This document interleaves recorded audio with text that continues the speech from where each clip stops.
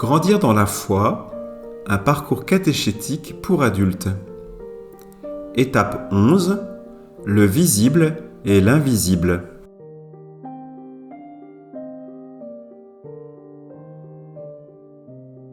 Question de vie. Quelles sont les réalités surnaturelles auxquelles je crois ?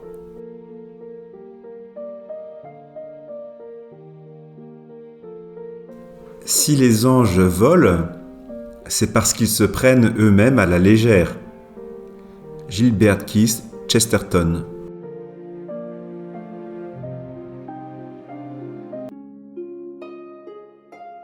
Dans la joie, vous rendrez grâce à Dieu le Père, qui vous a rendu capable d'avoir part à l'héritage des saints dans la lumière.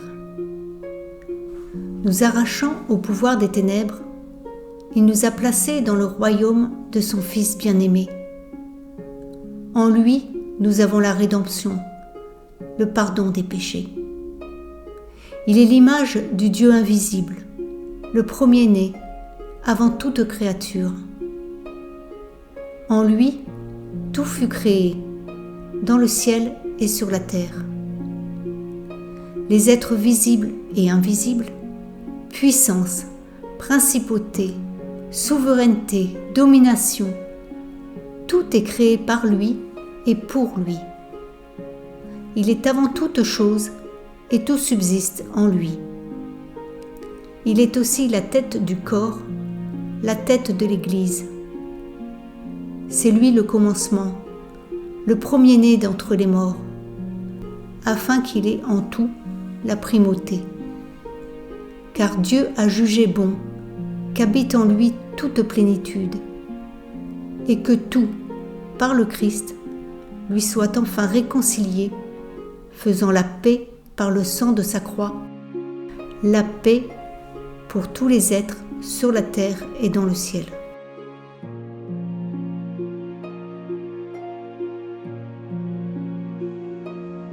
Question pour le temps de partage de la parole. Qu'est-ce qui me touche spontanément dans ce passage de la parole de Dieu ? Qu'est-ce que cela évoque ou signifie pour moi aujourd'hui ?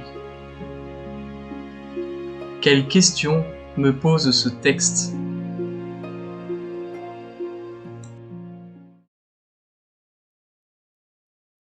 Introduction, l'univers visible et invisible. Dieu n'appartient à personne. Tout plutôt lui appartient. La terre, mais aussi le ciel, c'est-à-dire cela même qui est son domaine propre et qui nous échappe. Les choses visibles et invisibles.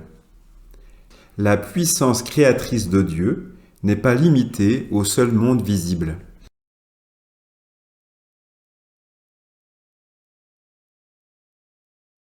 Chapitre 1 – Les anges de Dieu. La foi chrétienne nous renvoie tout en même temps à ce qui relève de l'expérience sensible et à ce qui la dépasse. Aux yeux de la foi, les réalités invisibles ne sont pas moins réelles que celles qui sont visibles.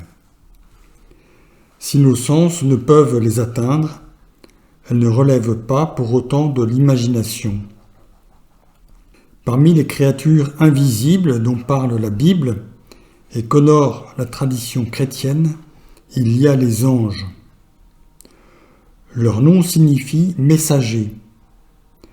Nous les connaissons surtout à travers leur mission d'envoyés de Dieu. Les anges ont d'abord pour mission de rendre gloire à Dieu. Mais leur fonction est aussi de nous rappeler que dans l'histoire, les interventions de Dieu elles-mêmes comportent toujours une part de mystère. Il faut qu'elles nous soient annoncées d'en haut pour nous être accessibles. C'est ainsi que les anges jouent leur rôle à la nativité du Sauveur et à la résurrection.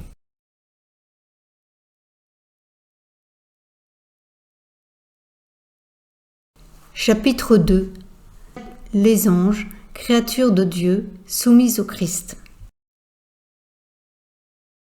Créatures spirituelles, les anges ne sont pas des demi-dieux. Associés au Christ dans son œuvre de salut, ils lui sont totalement soumis. Comme souvent, le chemin de la foi se trace entre deux écueils.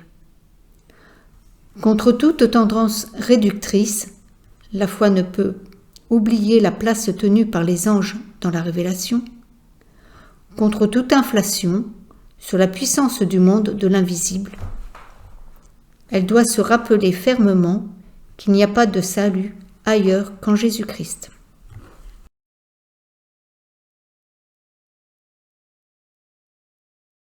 Chapitre 3. Les esprits mauvais. C'est en référence à la foi constante de l'Église et à sa source principale, l'enseignement du Christ, que doit être affirmée l'existence d'esprits mauvais. L'Écriture fait allusion à une chute originelle de certains anges. À ces esprits mauvais, elle confère divers noms. Lucifer, Bélial, Belzéboul et surtout Satan. Ces noms sont en rapport avec leur action maléfique. Le Satan est l'adversaire.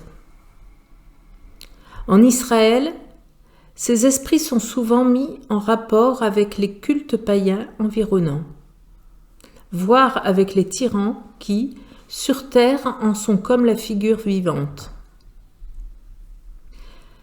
L'existence des esprits mauvais est attestée également dans les évangiles. Elle rejoint aussi l'expérience que nous faisons de forces cachées qui peuvent peser sur nos libertés et marquer aussi la vie des sociétés, si souvent impuissantes à réaliser leurs desseins. Alors que les bons anges sont associés à l'œuvre du Christ, les esprits mauvais ou démons viennent lui faire obstacle. Dans le Notre Père, Jésus enseigne à ses disciples à demander au Père de ne pas les exposer à la tentation et de les délivrer du mauvais. Cependant, l'Évangile annonce la victoire définitive du Christ sur toutes les formes du mal. Par lui, la création est restituée à sa destination première et l'homme rendu à sa liberté de fils de Dieu.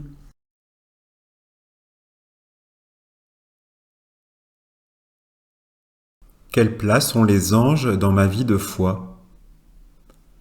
Que représente pour moi l'action des esprits mauvais? Que signifie pour moi « délivre-nous du mal » ?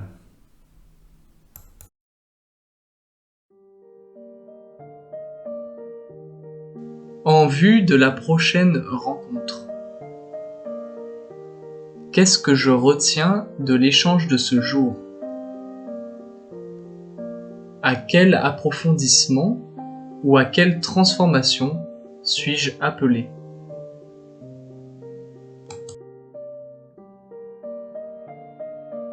Pensez à vous abonner, à liker et à commenter. Et choisissez le prochain thème dans la table des matières en fin de vidéo.